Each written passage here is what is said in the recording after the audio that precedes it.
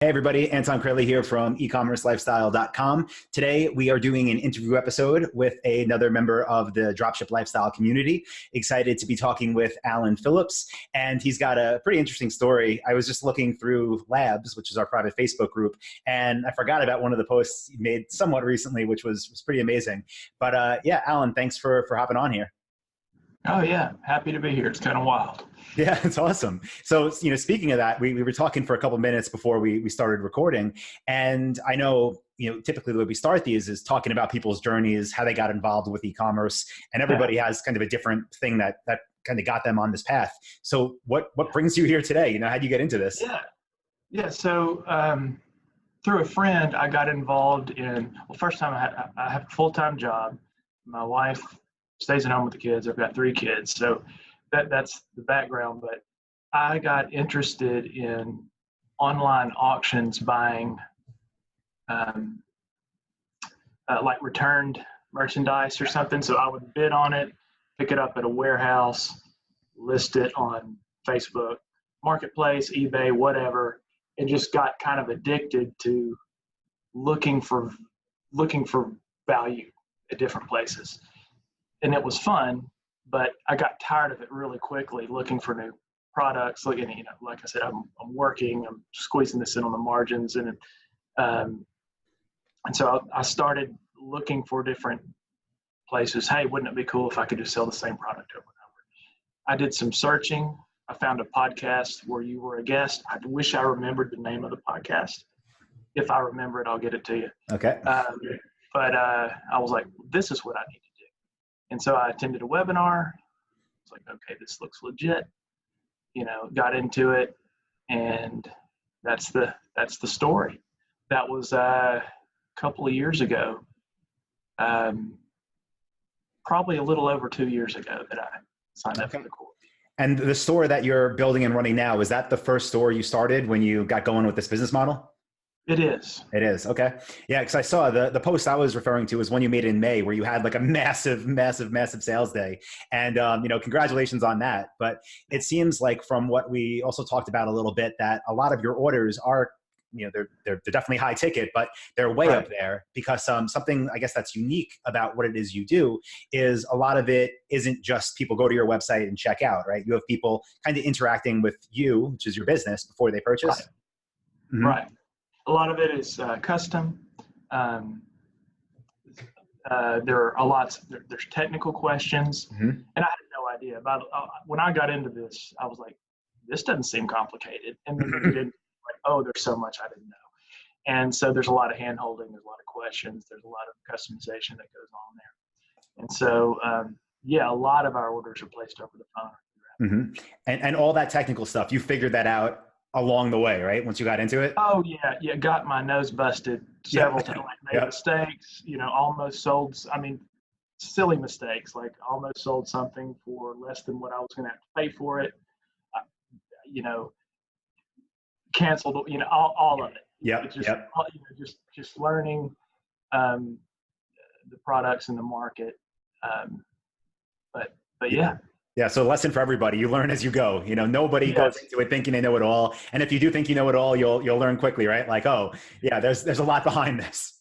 You must get started. Like, you're not going to know it well. You're not going to know it well enough if you sell your first phone call, you're lucky. Mm-hmm. More than likely, they're going to throw you off with something you haven't thought about, and you're just going to have to figure it out. Yep. Okay, awesome. So you figured it out, and I'm sure, like just with all of us, it's a work in progress. But at this point, something recently that you've had as a win in your business, what would you say that would be? Hiring a full-time VA. That's awesome. So first, have you had a part-time person, or do you go straight to full-time? I went straight to full-time. Okay, great. I was getting orders, doing service stuff. I was working my normal job, and for a few days in a row, I was coming home at night, just telling my wife, like, I'm going to get rid of my store. It's driving me crazy. Mm-hmm. She's like, no, you put in way too much. It's time to figure this other part out. Made my first hire. It was awful. A bad VA is like paying someone to systematically ruin your life. Yes. So that did not last long. That was about 2 weeks, and had to fire that person, and took my time. Didn't just hire somebody for relief, but understood that this is going to take time to find the right person. And luckily, just made a great hire, and now I'm able to take a step back and breathe a little bit, look at the business a little bit removed from it, and try to make strategic decisions about how to move forward. Nice. And that's massive. That really does like change the game. It's like totally flipping, what you've been doing for a couple of years now Right. to what you can do. The person you brought in, are they, I guess what I would consider like a general manager? Are they doing a little of everything? All the operations like you talked about? They're most of their time right now is spent doing sales and service, customer service stuff, quoting, following back up, answering questions. Yep. But they're going to be a big part of new products being added. So they will be wearing more than one hat. But right. I still am making calls to new suppliers. I'm trying to shape the overall direction, but they're definitely kind of filling in the back. Mm-hmm. And I think that's smart too. Like you said, you had that one bad experience already. So kind of bringing this person up to speed. I've made this mistake. A lot of people make this mistake, but they bring somebody on and they just think like, okay, I'm just going to send them a list of what I do every day and it's all going to get done perfectly.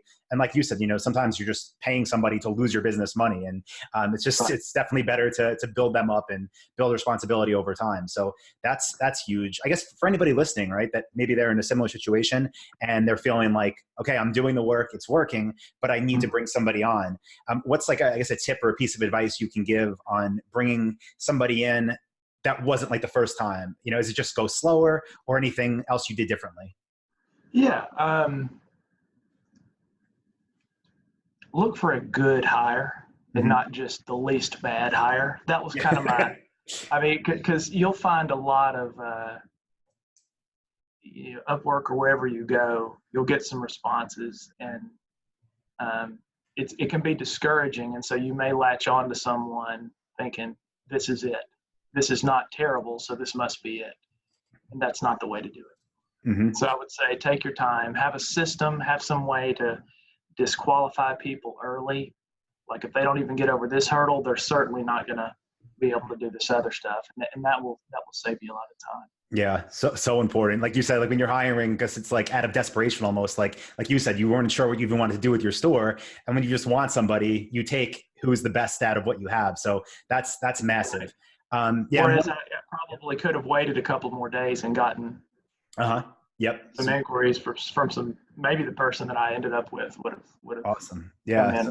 So for everybody else, listen, and don't rush it, because the trajectory, if you have the person for, even if it's a month, if it's 6 months, if it's a year, if it's 5 years, the way your business grows or doesn't grow is going to be largely dependent on what type of person that is. So definitely worth the time. And I'm happy. And you're going to put in so much time, even if they're great, because you got to slow down and teach them how to do what you do. And if they're great, they're going to make mistakes maybe once and not again, and they'll systematically improve. But I was having to go back and fix things, and it was bad. It was not an investment. It was just always a dumpster fire going on at any given moment. So I had to go back and play damage control. Yeah. Well, I'm happy at least, it seems like you got the right person in place now, and it's always an evolving thing. So hopefully they continue to grow with your company and lead to the growth of it. So that's awesome. And I think that's, really good advice for everybody that is looking to bring somebody on their team. I would say, also like something that I think I can help you with, we kind of talked about before the episode also, is what should you do now that your time is freed up, right? And there's probably a lot of different things. I don't know, your actual numbers and your business that well, or your store, but the biggest growth lever that most people have, like most businesses have when they're just one person, really comes down to marketing and where dollars are going and how many of those dollars are being invested into different ad sources and to different products. So I think we could talk about that, but it's probably more important to talk about your specific situation, because I know the question you had for me is related to tracking in general, right? Right. Yep. Right. So you want to explain how your store works? Yeah, so a lot of my orders are done either over the phone because they're larger ticket, and people just have a higher comfort level, or they're custom and we end up sending a draft order and they complete the purchase. Mm-hmm. And it's just not as clean of it's hard to optimize ad spend on Google Ads, et cetera, because you don't really know where they're coming from. Mm-hmm. Yep. So, I guess the question would be well, and I will say that I started layering on before I had this figured out. Still don't have it figured out, but before I had a handle on it, I started adding in Facebook. I started adding on Bing, and then I have all these things running out there, and I'm like, I have no idea where my sales are coming from. Every now and then I get lucky and it shows me. Yep. And started spending a lot of money, and finally I was like, until I get a handle on this, I'm going to narrow it back down to Google Ads, to the products that I know are selling, to get this under control. And that helped a great deal. But now I'm in the process of trying to build it back up to other products and things like that. So yep. That's kind of the situation.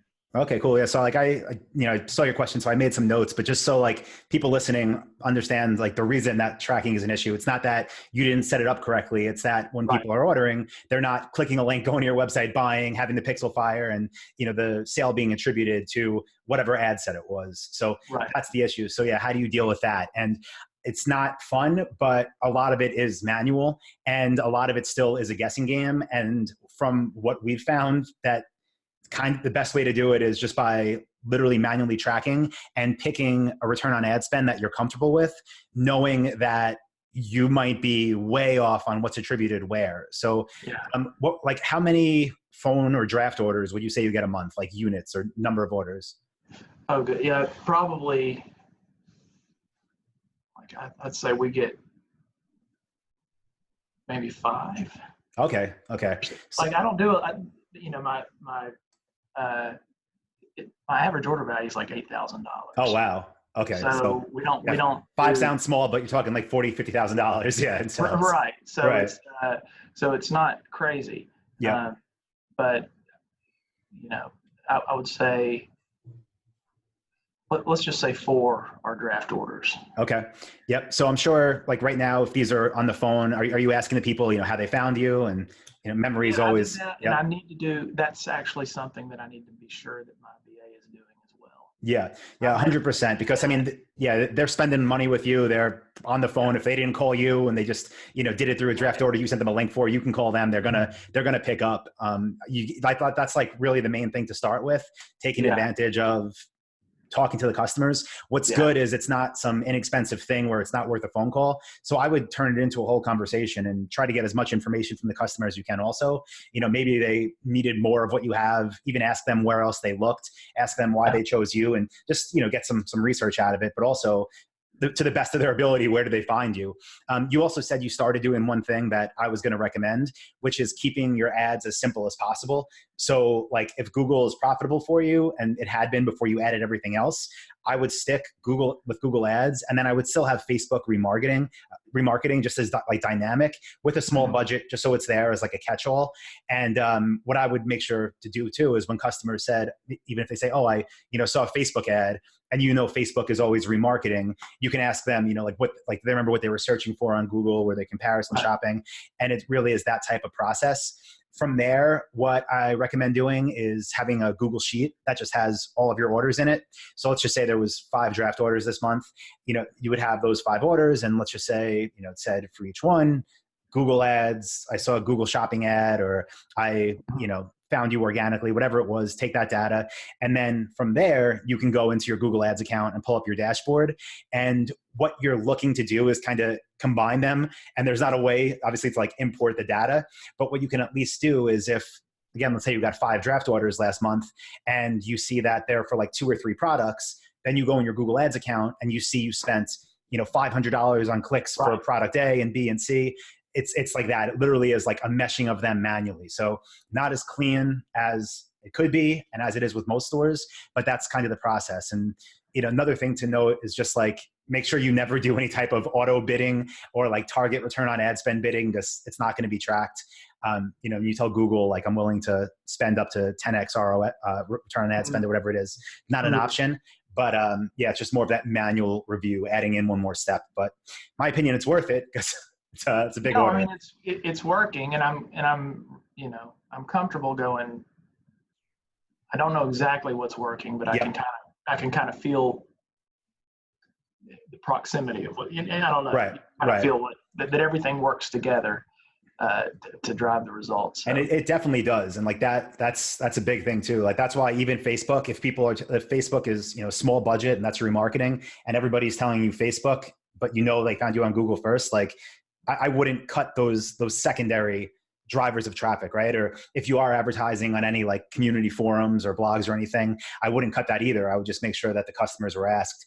And the main thing that you're looking when you're trying to like mesh your two dashboards together is the actual products. And I'm sure you know this, but like, it's not, if you have 1,000 products, you're not going to sell 1,000 products. The same type will sell over and over and over. So the optimization game that like I would be doing if I had your store is looking at, you have 2 years of data now. So looking back like 2 years, seeing where a lot of my clicks were going, see what hasn't sold, then I would check to see if I was spending a lot on it. Is it just an optimization thing? And if it doesn't look like it is, if my offer seems similar to the top 3 people doing it, and I just think it's that product doesn't move that much, then that's where I'd be cutting back spend. And you don't even have to at first, dump a bunch of more money into your budget. Just move it. Just, negate all the things that haven't done well over the past 2 years. But that's definitely what I would do. And for that amount of orders, I think you could make some big changes that would, that would have your money be spent on more profitable products. Yeah. Yeah. Yeah. Thank you. Yeah. Mm-hmm. Yep. And then just also, picking whatever return on ad spend you're looking for. Like, we spend a lot, so we go for typically like 10x or better. I interviewed Jeff, who's a coach of Dropship Lifestyle, just a couple days ago. Not live yet. That'll be live soon. But on his, like, some of his stuff people do, it's like direct response, like they'll buy right away. So he has some ad sets where it's like a 10x return on ad spend. Then he has some that are 40, and that's insane. And the problem is with these like draft orders, you will never see that. But even if you just say like, I'm comfortable with 15, just look at those numbers and base it off that. And that's something else that I'd put out there is I got involved in the coaching program early on. And that is a tremendous investment in the store. So if anybody's considering doing that, that would be money well spent. So I've worked with Jeff in the beginning as well, and that was very helpful. I got involved with the coaching early on in the process, and highly encourage anyone that is stuck or simply wanting to leverage their time and someone else's experience to take advantage of that opportunity as well. Awesome. Yeah, I know it's helped a lot of people, so happy to hear that. And hopefully that's helpful for you. I don't know what return on ad spend you want to go for, but what I would focus on as that person takes on more and more responsibilities in your business is going into the Google Ads account every couple of days and just really focusing on dialing all that in. And once you are comfortable and you think your money's going in the right places, then that's when I would start bumping it up and being the person that monitors that. I wouldn't outsource that until it's growing pretty heavily. I would focus on that myself. Yeah. Cool. Thank you. That's very helpful. Of course. Anything else I could help you with? Man, I think that's great. That's very helpful. Okay. Thanks again for the course, and the online community is fantastic. So of course. Well, thank you. I appreciate it. And congratulations again on the hire. That's big. So thanks. Appreciate it. And we'll keep in touch. All right. Bye. Thanks, Allan. Bye.